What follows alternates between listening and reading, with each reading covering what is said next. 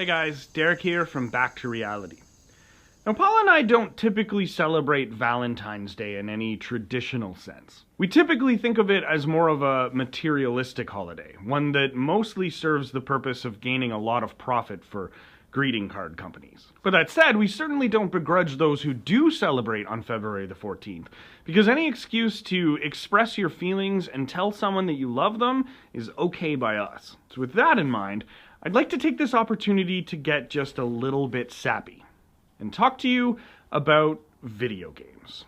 Now, I'll start off by admitting that I'm not really much of a gamer. Like most guys my age, I had a Nintendo when I was a kid, but since I was about a teenager, I've just kind of lost interest. However, some of my friends took a much different path. Many of them have Xboxes and PlayStations, and so I still get the odd opportunity to check out the latest and greatest game while hanging out over a few drinks. Now, one particular friend has devoted some pretty serious time and energy into creating his ideal man cave. He started out with your typical finished rec room in the basement, added surround sound, virtual reality, and a 108-inch projector screen. It's seriously intense, and seriously cool. But unfortunately, much of this incredible tech is often somewhat wasted on me.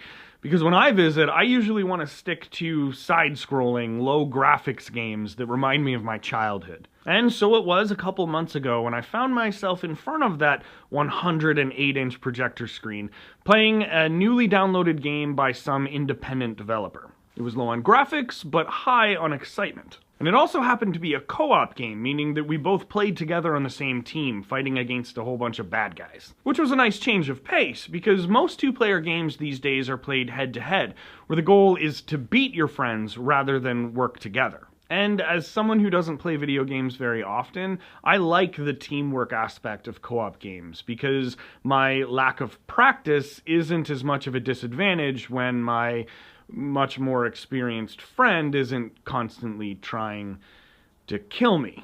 Anyway, after about an hour or so, we settled into a rhythm. I had chosen a weapon with a long range, but a small amount of power, whereas he was using one with a short range, but a lot of power. It was a good combination because it meant that we were each equipped to attack a different type of enemy, and so we were progressing through the levels pretty quickly. But eventually I noticed that while we were running along, leaving a trail of digital carnage behind us, he was moving somewhat erratically. He was constantly turning backwards and forwards in front of me. It was kind of weird, and so eventually I asked him what the heck he was doing. Surprised by my question, he responded that he kept turning back to shoot at the killer vines that were constantly trying to ensnare my feet. So I looked down to see what he meant, and yeah, there were vines everywhere, which was a huge shock to me because they'd been there the entire time and I had no idea. I was so busy shooting at all the attacking birds above us that I never noticed all of the killer vines at my feet. But he'd had my back all along, just like I had his.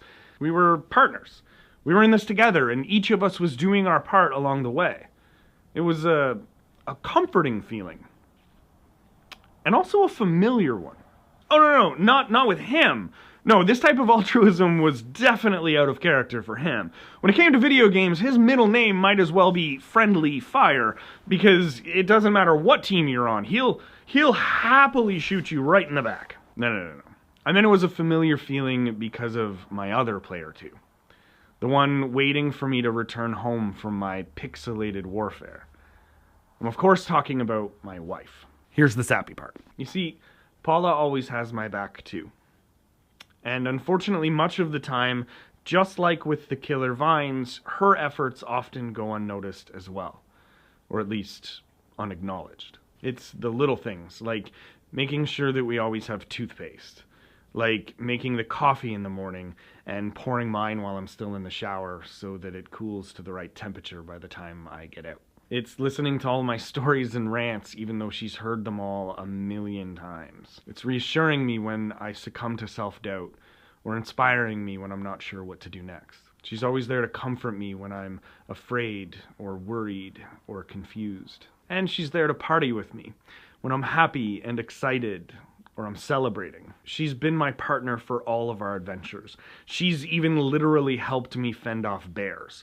bears, plural, as in more than one. But she's also always my comic relief when things just get a little too serious. We've been through so much together in the last few years, some painful and difficult, and some exhilarating and immensely rewarding. But she's always been by my side, and her smile has never wavered. I couldn't imagine my life with anyone else.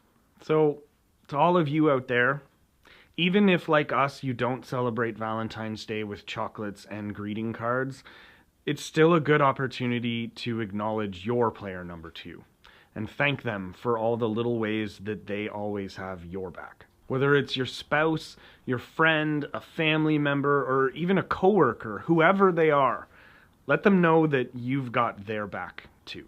Alright, enough of the sappy stuff. Thank you all for being here. We'll see you again soon.